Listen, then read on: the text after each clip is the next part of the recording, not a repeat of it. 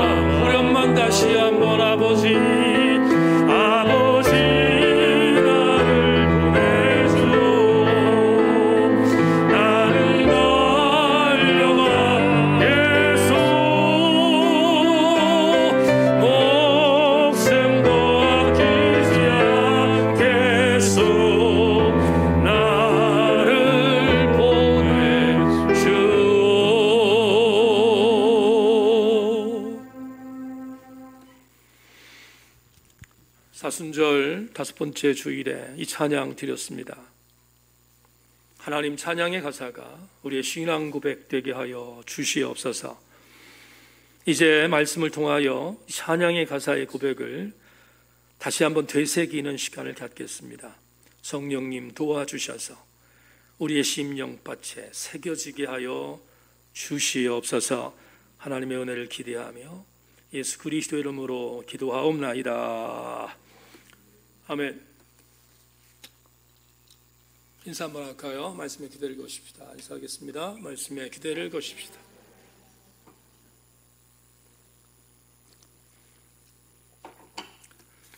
광고로도 말씀을 드렸지만 코로나 확진이 돼서 격리 중에 있는 교우들이 여럿 있습니다. 저도 아직 후유증이 좀 있긴 한데 빠른 속도로 잘 회복될 수 있도록 일일이 제가 이름을 호명하지 않겠지만 아시는 분들 다 아실 줄로 믿고 함께 기도하고 중보해 주시기를 부탁합니다. 여러분과 함께 오늘 나눌 말씀의 제목은 말씀이 내 것입니까? 이런 제목으로 오늘 말씀을 나누겠습니다.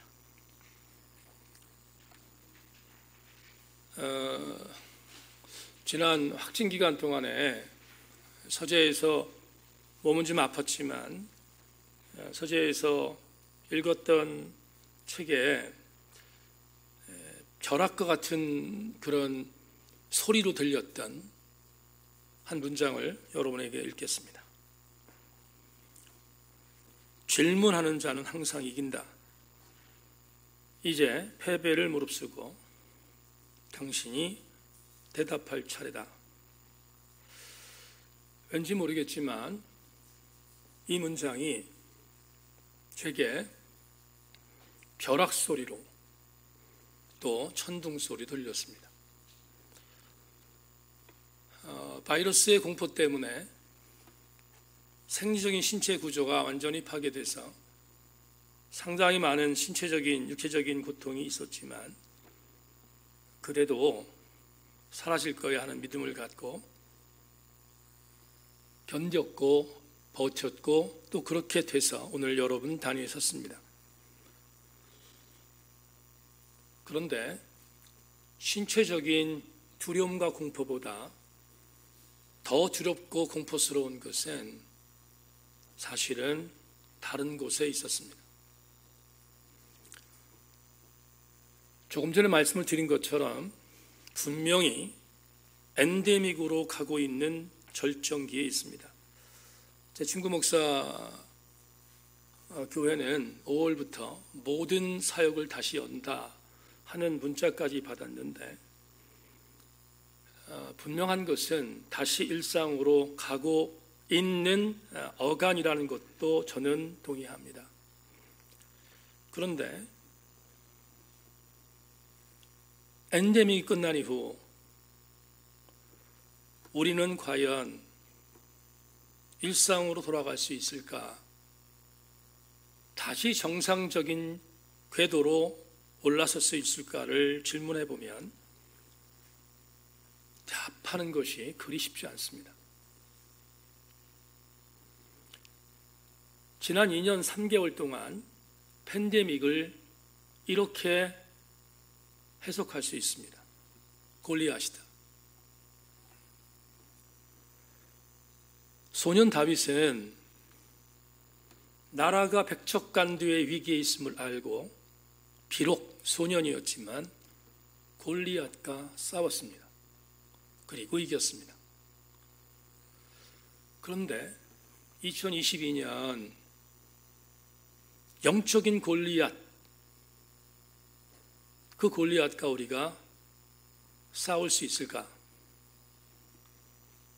다시 일상으로 회복되었을 때 그 무시무시한 영적 골리앗으로 인하여 황폐된 우리의 영적인 상태를 극복할 수 있을까? 질문해 보면 답하기가 그리 쉽지 않습니다. 지난주 제가 녹화 영상으로 설교를 여러분에게 드렸습니다. 지금 이 시간도 아마 비대면으로 예배를 드리는 지체들이 여럿 있을 것입니다. 공교롭게 지난주 제 서재에서 유튜브와 줌으로 예배를 드리는 지체들을 눈으로 확인했습니다. 유튜브로 예배를 드리는 지체들을 바라보면서 마음속에 좀 절망스러웠습니다. 왜 그런가 하면 유튜브로 예배를 드리는 지체들이 예배를 잘 드리는 성도들도 있겠지만 액면 그대로 바라보면 유튜브가 보이지 않는 매체이다 보니 예배다운 예배를 드리지 못하는 인원들이 상당수 있는 것을 보았습니다. 설교 시간에 예배에 참여하고 설교가 끝나기 전에 예배를 나가고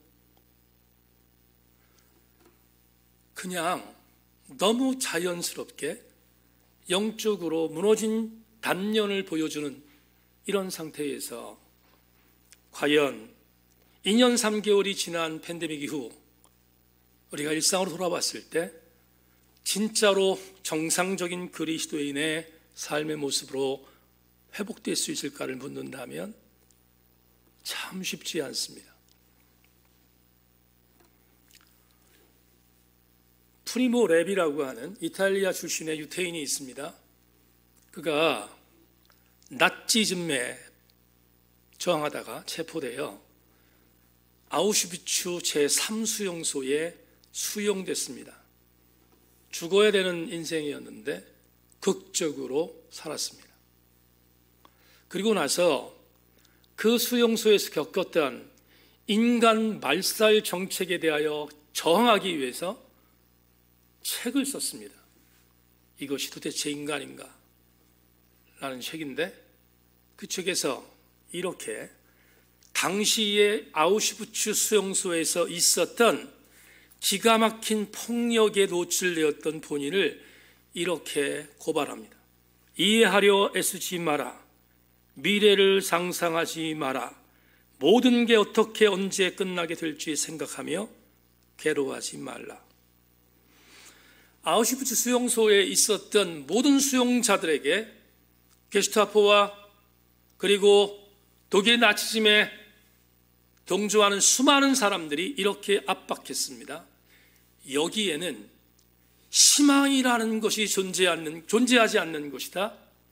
단테가 신곡이라고 하는 책에서 지옥편에 이 지옥에 들어오는 일체의 사람들이 가져갈 것이 있는데 희망을 버려라 라고 말했던 것과 똑같습니다. 수용소에서 내가 살아남을 거야, 내가 언젠가는 이곳에 나갈 거야 라는 희망을 갖지 말라고 압박한 폭력주의자들 앞에서 프리모 레비는 가슴에 남았습니다. 그리고 이렇게 압박하던 이해하지 마라, 미래를 상상하지 말라는 이 압력, 압박 속에서 가슴에 담고 수용소에서 풀려나는 날 책으로 이 당시의 상황을 고발하고 있습니다. 그러면 레비는 자유몸이 됐을 때 잘 살아야 했을 텐데 유감스럽게도 레비는 스스로 목숨을 끊었습니다. 분명히 자기 스스로 수용소에서 탈출하면 잘 살 거로 생각했는데 탈출한 이후에 레비는 스스로 목숨을 끊었습니다. 이유가 뭘까? 그가 수없이 당했던 폭력의 트라우마를 극복할 수 없었기 때문입니다.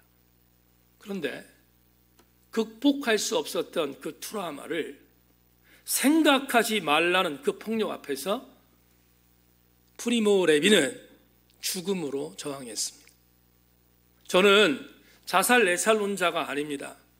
그럼에도 불구하고 레비의 입장에서 본다면 그는 죽음이라고 하는 것을 갖고 폭력에 저항하려고 했던 것이 분명합니다.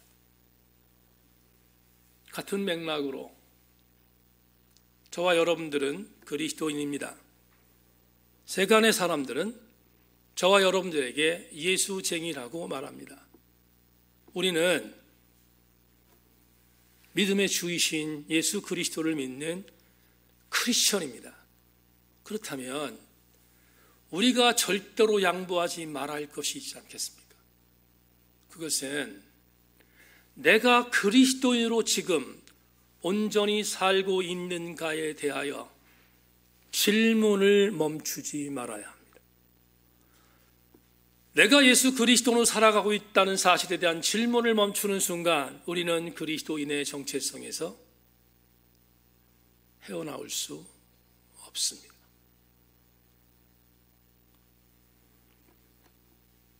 20세기 선지자라고 말하는 아이든 토저가 이렇게 말했습니다. 신자가 적응해야 할 것은 세상이 아니라 하나님의 뜻이다. 여러분, 이 구절을 정말 잘 생각해야 합니다.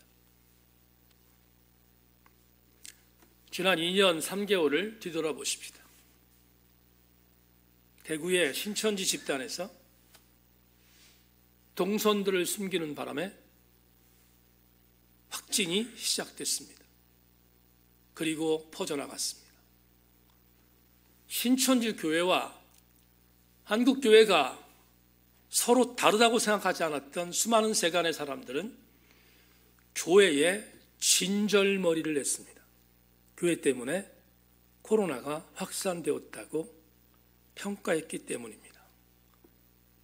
한국교회가 엄청난 타격을 얻었지만 신천지 교회와 한국교회의 차이점에 대한 부분을 설명하는 것이 역부족이라 당할 수밖에 없었습니다. 그러다 최선을 다해서 신천지 교회의 상태를 한국교회에 적용하는 것은 옳지 않다고 정말 몸부림쳐서 어느 정도 회복이 되었는데, 그 다음에 전 아무개 목사를 통하여 정치 선동질이 시작됐습니다.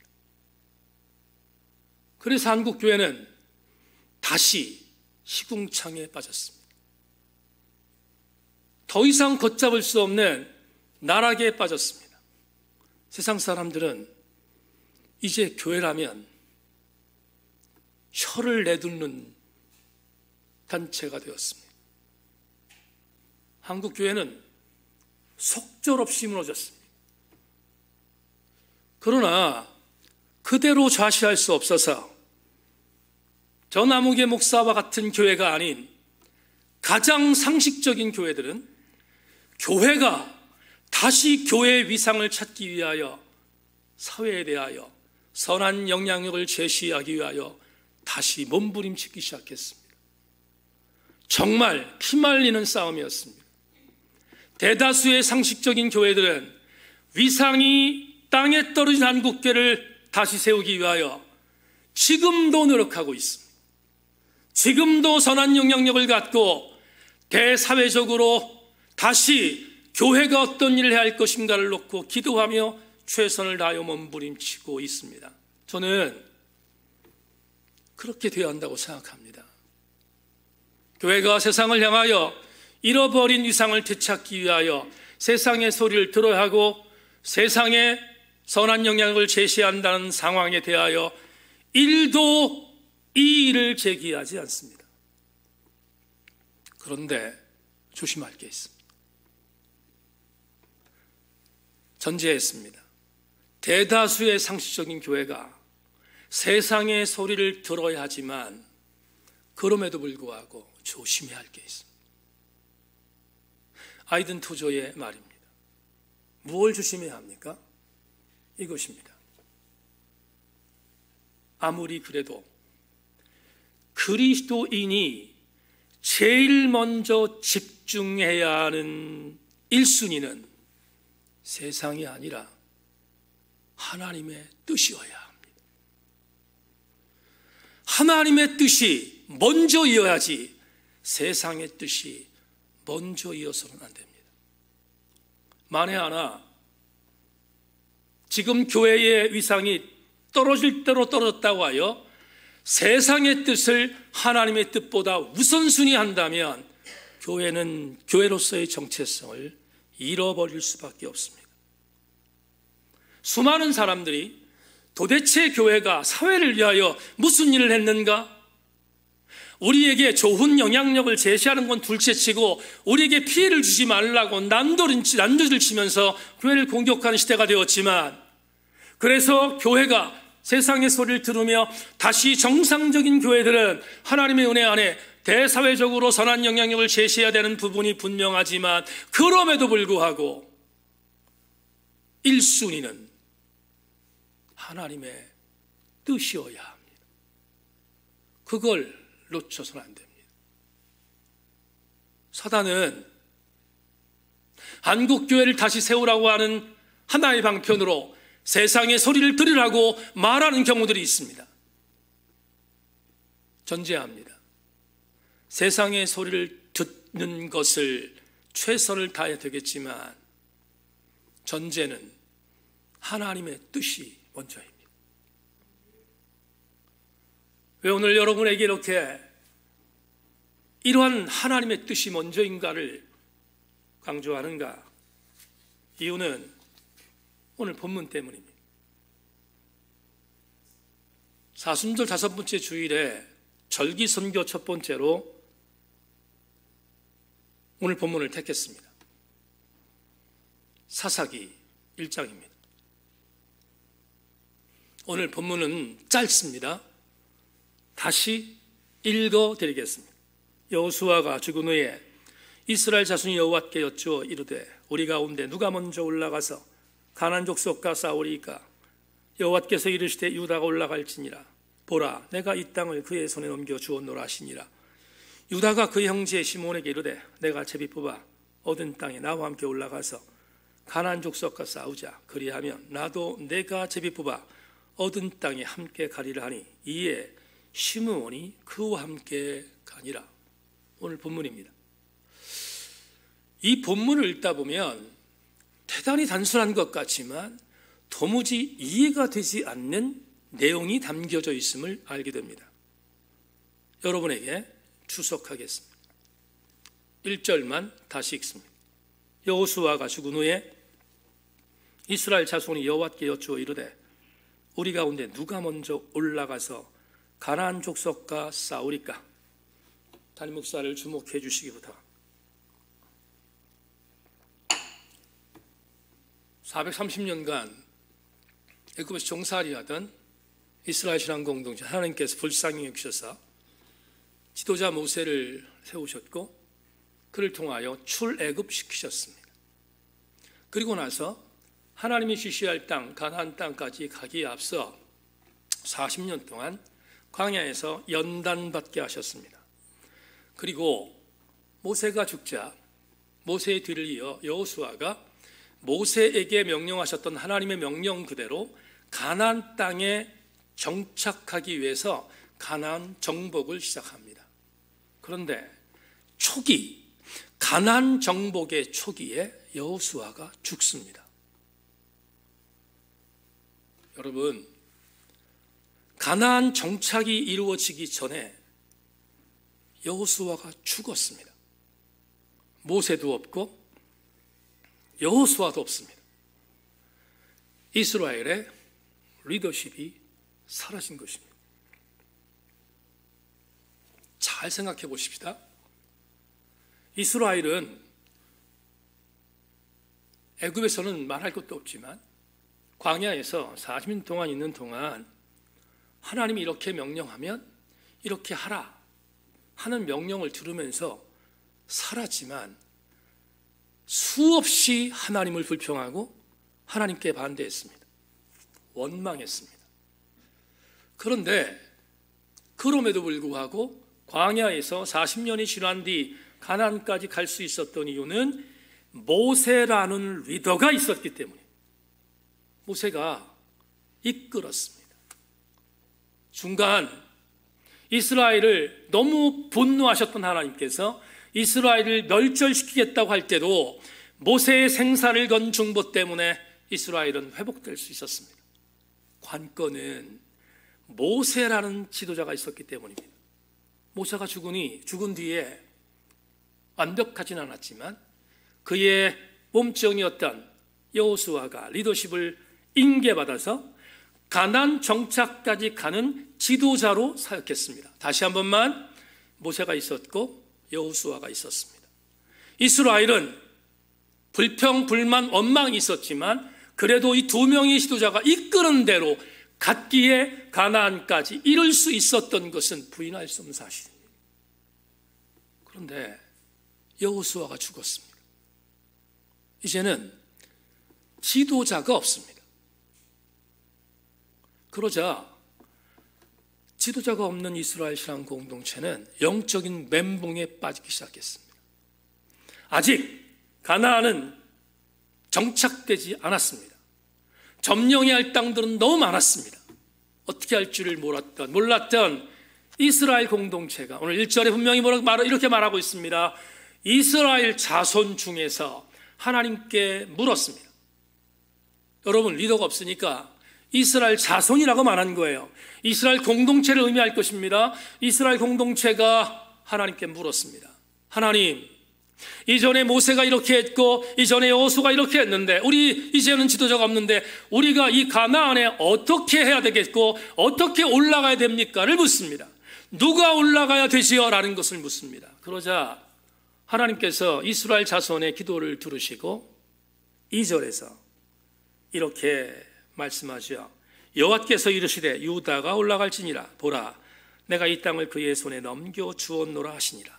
여러분 주목하세요.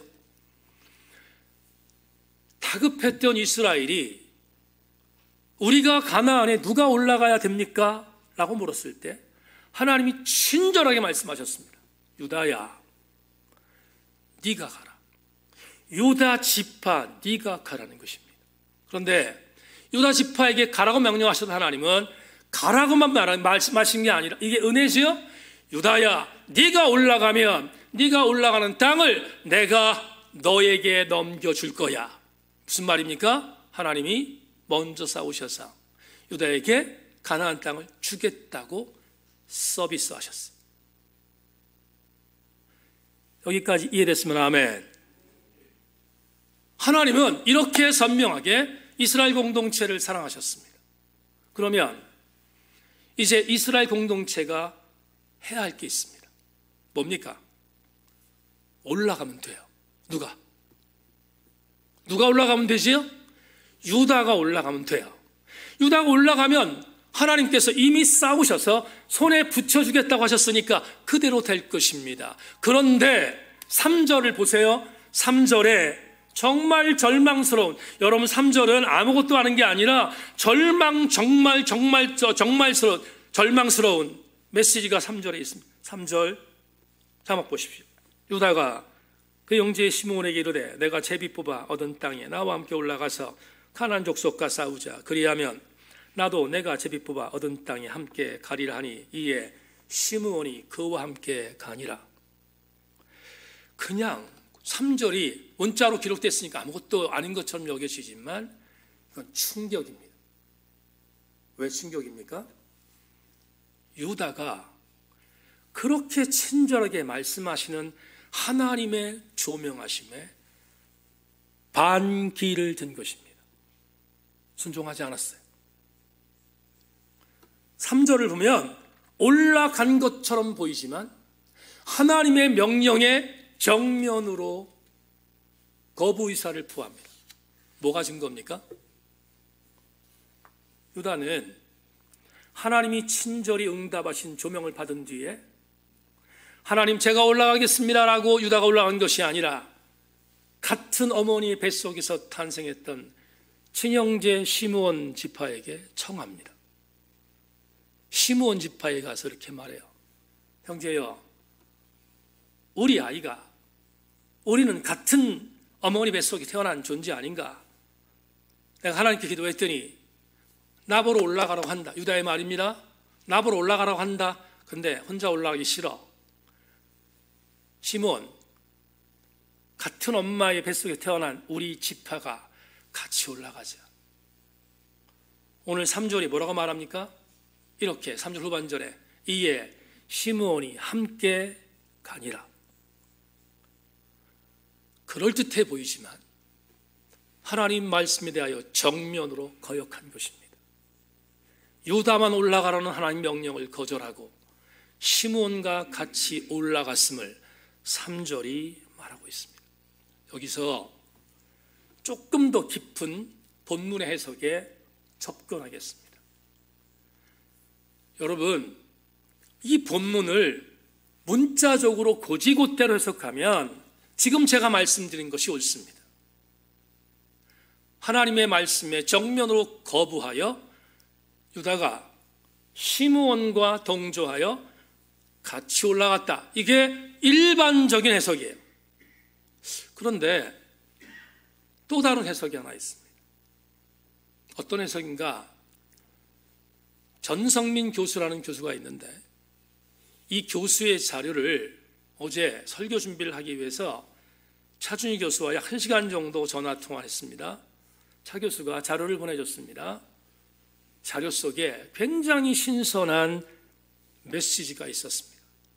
전성민 교수의 주석 중에 1절을 이렇게 해석했습니다. 1절에 이렇게 말합니다. 1절 다시 볼까요? 여호수아가 죽은 후에 이스라엘 자손이 여호와께 여쭈어 이르되, 그 다음 9절, 우리 가운데 누가 먼저 올라가서 가나안 족속과 싸우리까?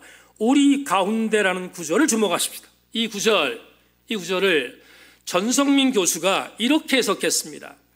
우리 가운데라고 번역된 히브리어 라노를 우리를 위에라고 해석하는 것이 더욱더 적절하다. 여러분 어렵죠? 설명할게요. 지금 제가 해석하는 일반적 해석은 유다가 혼자 올라가면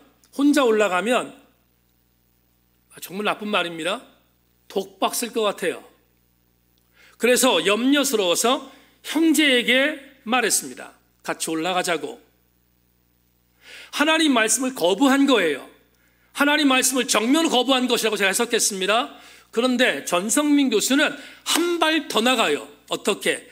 우리 가운데 누가 올라가는 것이 옳습니까? 라고 했던 우리 중에서라는 이 단어를 히브리 원문에 의하여 우리를 위에라고 해석하라는 거예요. 그러면 이런 해석이 가능한 거예요. 어떤 해석? 유다는 하나님께서 가나안에 올라가면 하나님이 직접 싸워서 이 땅을 너에게 넘겨줄 거라는 말씀을 믿었어요. 그런데 혼자 차지하기가 껄끄러웠어요. 왜냐하면 친형제 지파가 있었는데 그 친형제 지파와 이 이익을 같이 얻고 싶었어요. 다른 10지파는 제외하고 두 지파만 하나님이 주셨던 이 은혜, 이 이익을 차지하고 싶었어요. 다른 지파는 배제하고 자기 형제 지파인 시몬 지파에 가서 우리 하나님께서 이렇게 약속했다. 그러니까 우리를 위해서 올라가야 한다. 그게 전성민 교수의 해석이에요. 어떤 힘을 바라보면 더 나쁜 행위입니다. 이익을 본인들만 차지하려고 했던, 그래서 시므온을 끌어들인 유다의 질 나쁜 행태입니다. 그러면 제 해석이든 아니면 전성민 교수의 해석이든 두 가지는 우리에게 분명히 주는 메시지가 있습니다. 어떤 메시지인가? 그게 오늘 설교의 레마입니다. 자막 보죠. 첫 번째 해석이든 두 번째 해석이든 어떤 해석이든 상관없습니다. 유다는 하나님의 말씀을 내 것으로 만드는 것을 거부한 것입니다. 유다 지파는 시몬을 끌어들인 이 행태가 하나님의 말씀에 대하여 정면으로 거부한 것임을 오늘 레마를 통하여 우리에게 제시하고 있습니다. 다시 강조합니다. 유다는 당시 가장 강력했던 지파였던 시몬 지파를 끌어들였습니다. 그리고 자기의 친형제 지파를 끌어들였던 유다는 이익을 나누어도 같이, 독박을 써도 혼자 하지 않고 같이, 그렇게 하나님의 말씀에 대한 말씀의 순종이 아니라 인간적인 방법으로 하나님 말씀을 선택했습니다. 우리는 이런 실수를 범할 때가 너무 많습니다. 하나님이 나에게 뭔가를 조명하셨다면 그건 나에게 조명한 것입니다. 그런데 그 말씀이 부담스러워, 그 말씀이 어려워, 그 말씀이 두려워 제3자를 끌어들이는 행태가 얼마나 많습니까? 이런 경우입니다. 하나님이 나에게 주신 말씀을 내 것으로 받지 않고 보편화시키는 것입니다. 살기가 두렵기 때문입니다. 부담스럽기 때문입니다. 이걸 잘 알았던 보네프 목사는 이렇게 말한 적이 있습니다. 어떤 사람들은 이 세상에 가장 시급한 것이 그리스도인의 믿음을 어떻게 선포할 것인가라고 생각하지만 더 긴급한 문제는 어떻게 그리스도인으로 살아내는가이다.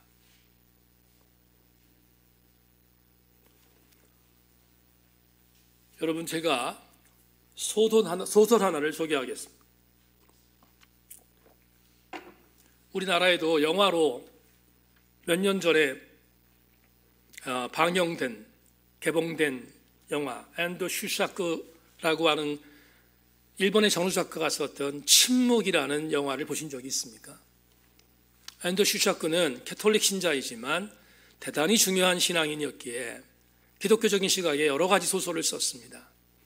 그런데 그가 썼던 사회부군에서라는 책을 오래전에 읽었는데 그 사회부군에서 앤더 슈샤크는 캐톨릭 신자입니다. 그렇지만 신앙적인 바로섬을 위하여 몸부림쳤던 사람 중에 하나인데 지성적 크리스천 중에 한 명인데 마태복음 26장 59절 68절 말씀을 소설로 배경을 만들어서 이 사회부군에서 소개합니다. 여러분에게 마태복음 26장 59절 68절을 소개하면 예수께서 체포당하셔서 당시 산헤드린 공의회 제사장이었던 가야바, 그의 장인이었던 안나스의 뜰로 끌려갔습니다. 아시는 것처럼 그 뜰에서 베드로가 부인했던 거 아시죠? 그 장면입니다. 그 장면, 이미 예수를 죽이기로 모든 마스터 플랜을 짰습니다. 패러다임도 짰습니다. 빠져날 군역이 없습니다. 이미 모두에게 매수했고 모두를 예수 죽이기로 그렇게 계획했습니다. 예수님 체포됐습니다. 가야바의 뜰, 안나스의 뜰로 끌려왔습니다. 그리고 신문이 시작됐습니다. 죽이기 신문입니다. 그 죽이기 신문에 대하여 예수님을 막 공격합니다. 그런데 그 공격에 대하여 앤더 슈샤크가 소설에서 이렇게 각색했어요. 소름 끼치는 각색을 여러분 읽어드릴 테니까 자막을 보십시오. 그러나 하나님을 믿지 않으면서도 믿는 채 하는 기술을 나는 알고 있다네. 하나님이 없어도 하나님이 있는 것처럼 성전의 모든 제사를 경건하게 거행하고 율법을 지키는 것이지 이것은 사회 질서를 위해 꼭 필요한 것이거든. 그런 지혜를 나는 나이와 함께 배웠다네. 후회하지 않아.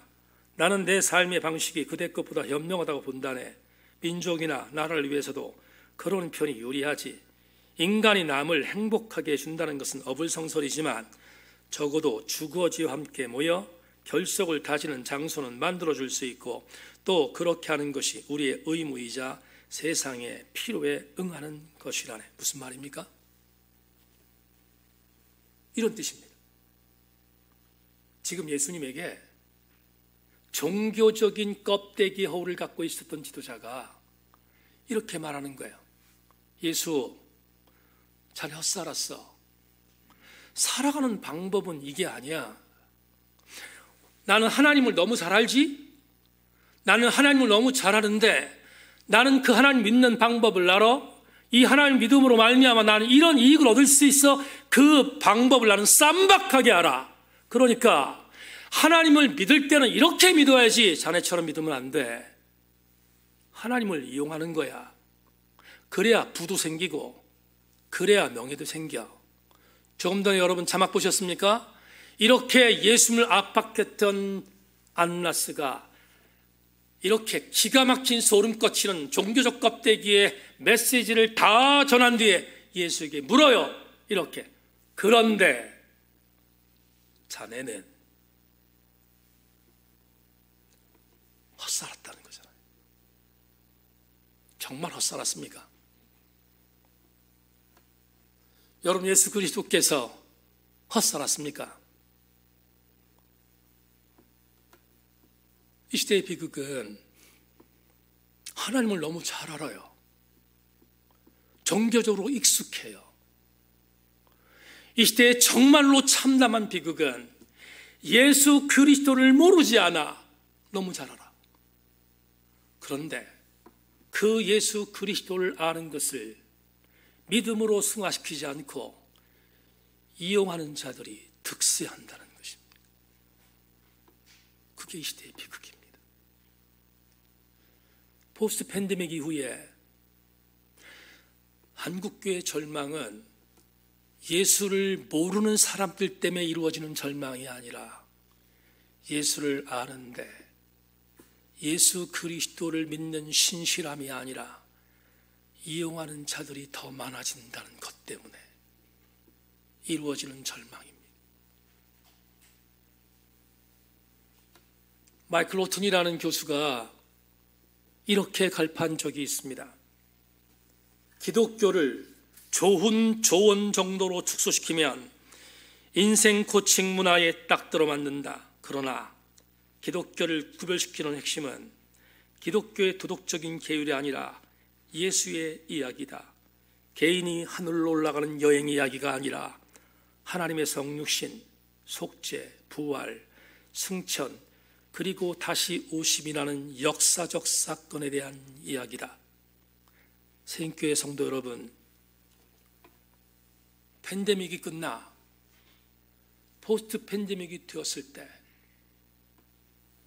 예수 그리스도를 너무 잘 아는 우리들이 예수 그리스도를 아는 것으로 지식으로 끝내지 말고 예수 그리스도께서 나를 위해서 흘리셨던 보혈의 능력의 피를 여러분의 혈관에 주입하고 그 예수 그리스도를 이성적으로 지적으로 받아들이는 것이 아니라 포스트 팬데믹 이후에 예수 그리스도가 내 삶의 전부가 되는 신앙의 승화가 없는 한 우리는 안나스처럼 그리고 오늘 유다 지파의 백성들처럼 거기에 빌붙었던 시므온 지파의 시므온처럼 껍데기 신앙인으로 살아갈 수밖에 없는 것입니다. 말씀 맺겠습니다.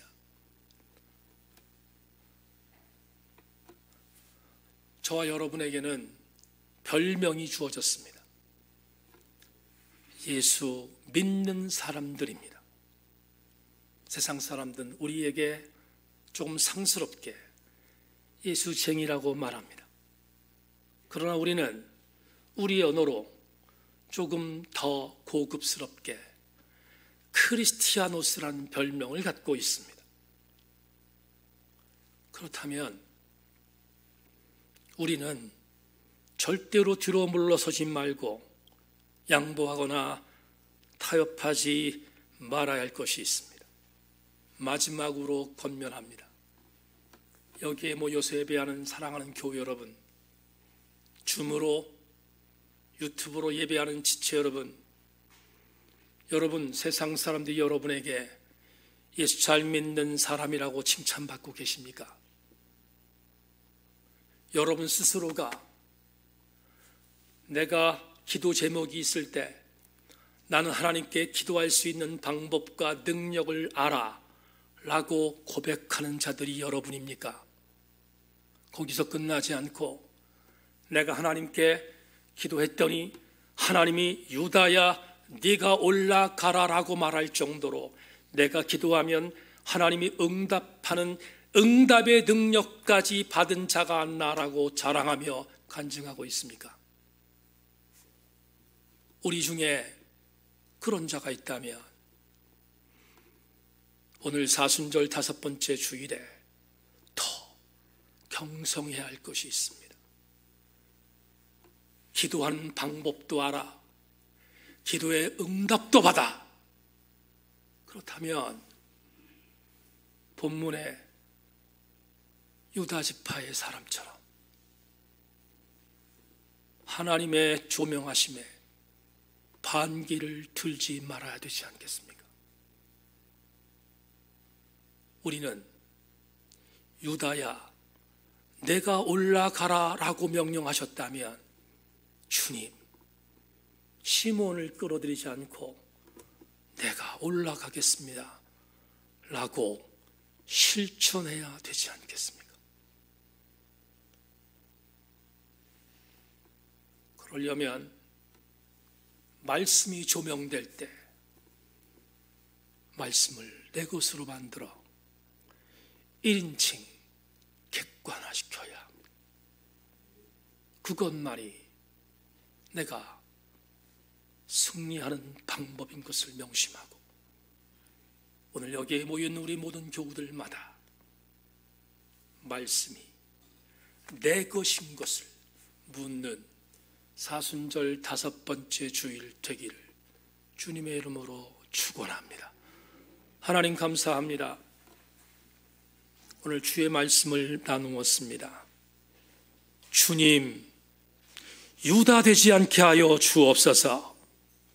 빌붙었던 시몬 되지 않게 하여 주시옵소서. 하나님 말씀이 나에게 조명되면 조명된 대로 순종하게 하여 주시옵소서.